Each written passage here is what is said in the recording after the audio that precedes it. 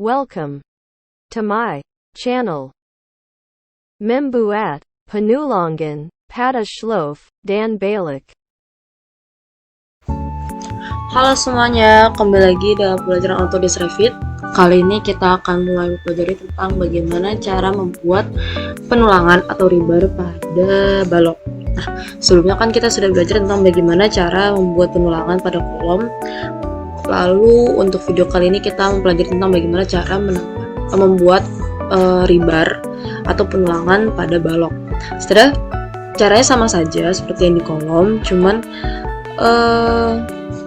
nggak cuman sih, caranya sama saja seperti yang di balok. Jadi kalau kolom, jadi kalau misalkan kalian sudah di kolom sudah bisa, di balok tuh pasti udah bisa. Tapi benar. Tapi kalau misalkan di balok ini kita memang ada suatu sedikit kesalahan kemarin. Jadi sebenarnya di balok ini harusnya kita buat suatu balok gak dari ujung ke ujung. Kenapa? Harusnya kita buatnya tuh per section gini. Jadi tiap kolom gini, tiap ketemu kolom kita bikin satu begini, cetek. Kenapa? Karena kalau misalkan kita bikinnya satu begini, di Revit ini akan ngebacanya dia adalah satu kesatuan si balok. Nah, kalau misalkan dibikin kayak gitu, ketika kita mau nge-propagate gitu. Jadi misalkan saya hostnya tuh di sini, saya udah bikin suatu penulangan di bagian balok bagian kanan di sini. Saya mau propagate ke yang ke kirinya. Nah, dia tuh nggak bisa karena dia ngebaca itu satu kesatuan si balok. Jadi kayak kayak istilahnya loh, saya kan ngekopinya dari sini kok ngepastenya di sini lagi gitu loh.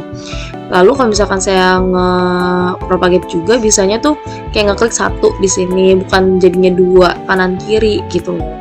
Nah, sampai saya paham kan. Jadi kayak kita harus ngulang bikin baloknya. Sebenarnya gampang sih, kayak cuman ditarik.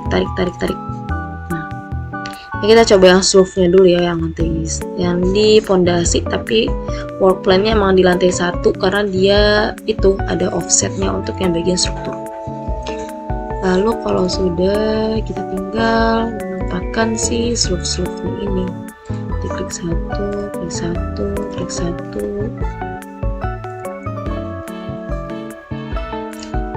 Lagi.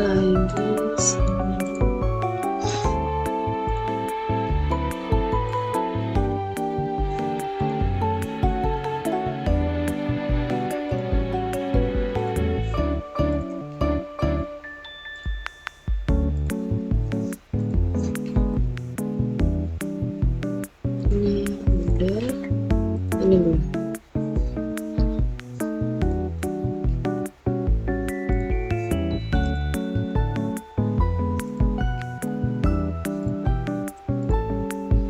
Nah, sudah ya.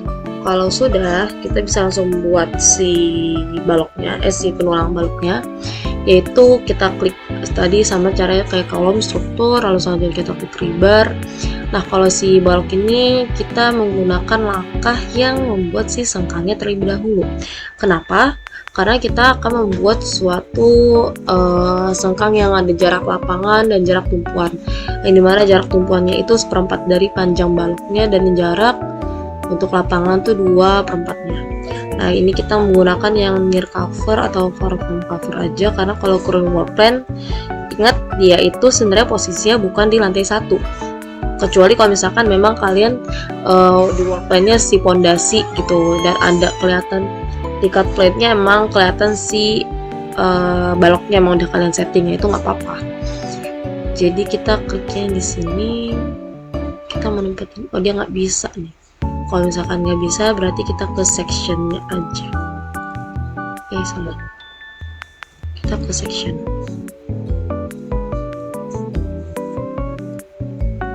Nah, ini ada di potongan, di section. Oke, sebentar. Kenapa bunyi bel? Apa?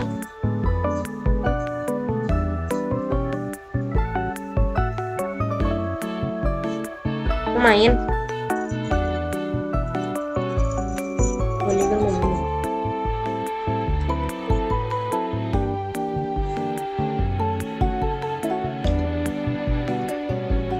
Oke, kita lanjut. Maaf, tadi ada kucing saya. Tadi rebar. Nah, selanjutnya itu kita langsung klik aja rebar di sini. Kita buat si sengkangnya. Kita tempatkan di pojok. Oh, ini jangan lupa diatur diameternya D8 di ujung. Lalu kalau sebelumnya ini kan kita menggunakan maksimum spacing. Tapi kalau misalkan di sini kita menggunakannya itu number with spacing. Jadi kita kita mau jumlahnya itu berapa dengan jarak yang sesuai dengan ketentuan. Jadi kalau misalkan si tumpuan ini dia menggunakan yang jaraknya 100 mm dan kuantitinya ini seperempatnya kira-kira sampai sini. Lalu kalau sudah tinggal kita copy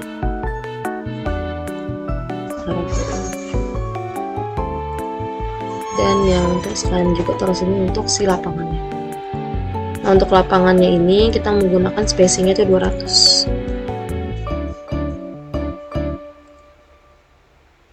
Oke.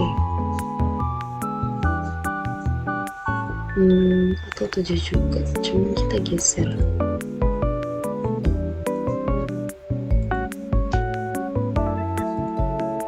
Nah, ini sudah jadi, tapi coba kita cek ya. Ini sepertinya kayak selimut betonnya enggak 2,5. Coba kita cek di struktur. Oh ya bener nih, dia 3,8 cm.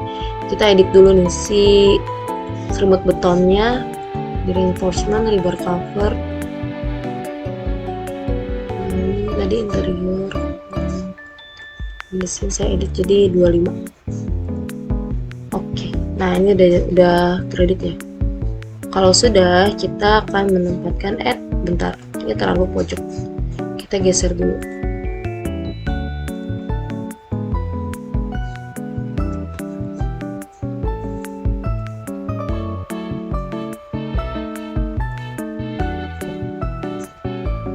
Oke, kalau sudah, kita tempatin lagi si tulang utamanya menggunakan yang lurus aja. Lalu parallel to work plan, kurang work plan lah. Kita taruh di atas sini. Nah, terus kita jangan lupa edit kurangnya luas. Lalu sama kayak si kolom ini, kan kalau kolom ini kan ada belok-belokannya gini ya, lengkungannya gini biar masuk ke tulangan atasnya. Sama juga kayak si balok itu juga kita harus bikin si belok-belokannya, yaitu dengan klik edit sketch, lalu tinggal kita belokin.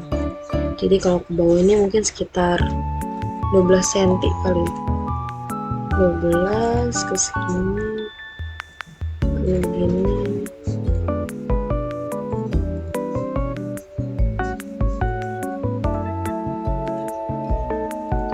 Kita hapus aja, dan yang bawah ini 24.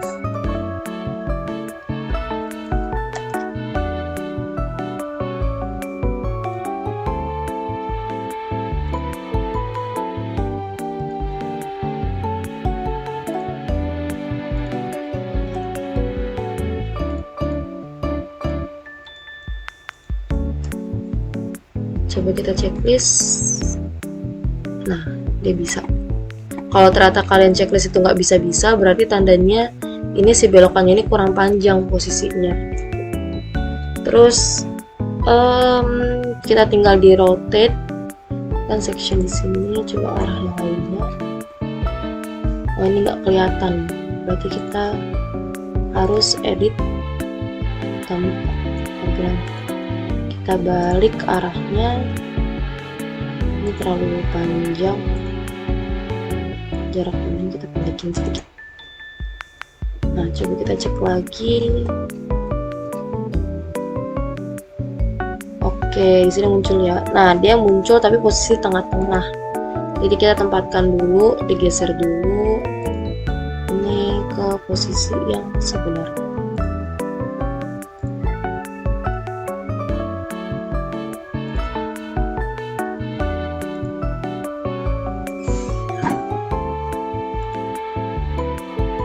Oke, ini udah, tinggal kita rotate, terus kita jangan lupa menempatkan posisi di mana, lalu kita arahkan.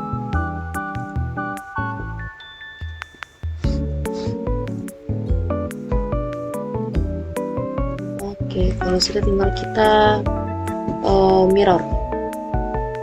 Ini nggak kelihatan ya, agak bingung. Jadi si ininya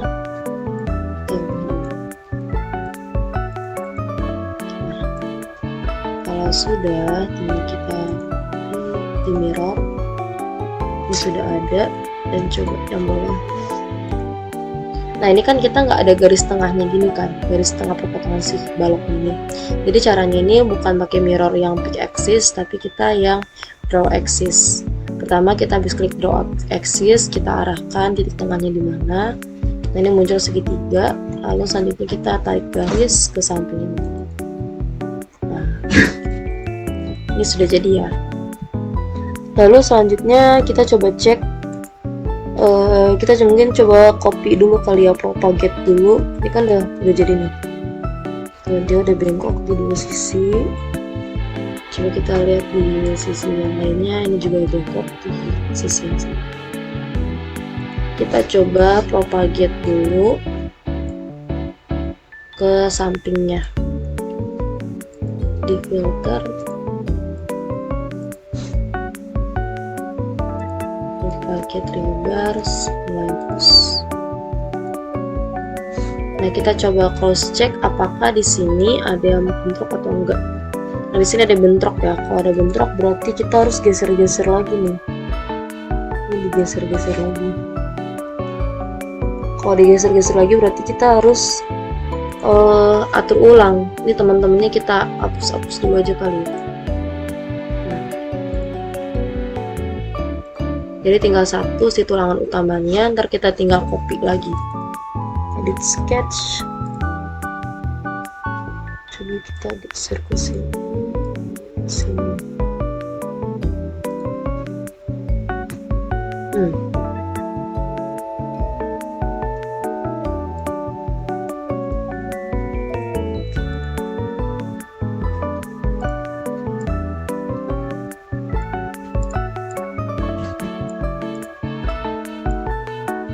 Nah ini kalau misalkan ini kan ada gambar lengkungan tuh. Kalau dia ini nggak ada bentuk lengkungannya berarti tandanya dia nggak bisa ini. Kalau misalkan saya paksa untuk checklist ya,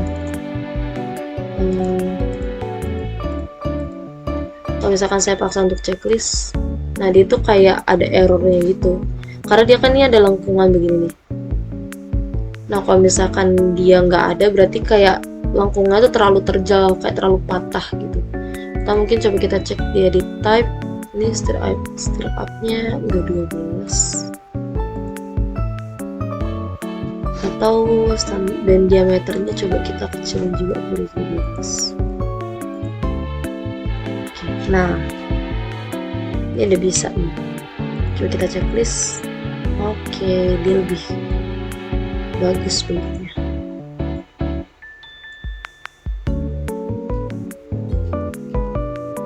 Coba kita lihat lagi di ujung satunya. Oh yang ujung satunya dia kelihatannya coba di sini. Udah, ini udah, berarti di sini yang temennya ini kita hapus dulu aja. Kita hapus filter, hapus, lalu ini kita copy lagi.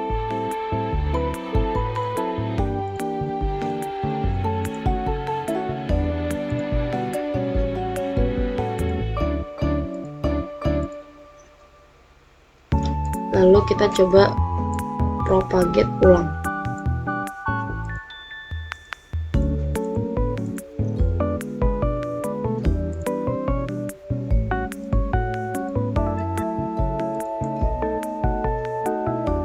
Nah, ini udah aman ya.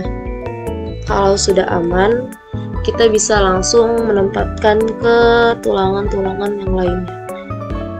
Cuman masalahnya ini kalau di Revit, walaupun kita propagate, ini kan beda dengan kolomnya, dia adalah yang lapangan dan tumpuannya. Jadi kalau misalkan kita propagate nih, mungkin kita bisa langsung contohkan ya.